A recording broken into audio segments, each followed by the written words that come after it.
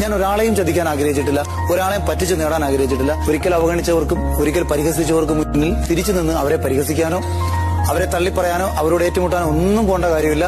പരിഹസിച്ചോർ അവിടെ നിന്ന് പരിഹസിച്ചോ, അവരുടെ മുന്നിലൂടെ പതിയെ വളർന്നുകൊണ്ടേയിരിക്കുക. വളർന്ന് അവരെക്കാട്ടി മുകളിലെത്തുമ്പോഴത്തേക്ക് കൂക്കി വിളികൾ.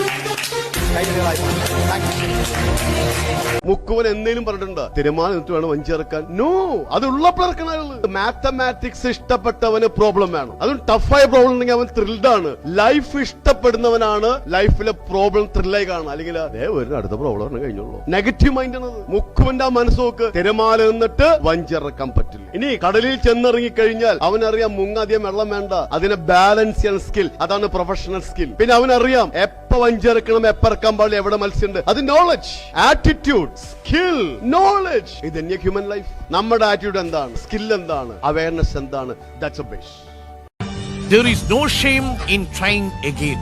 ഒരിക്കൽ കൂടി ശ്രമിക്കുന്നതിൽ ഒട്ടും ലജ്ജിക്കേണ്ടതില്ല എന്നതാകട്ടെ ഇന്നത്തെ ചിന്ത.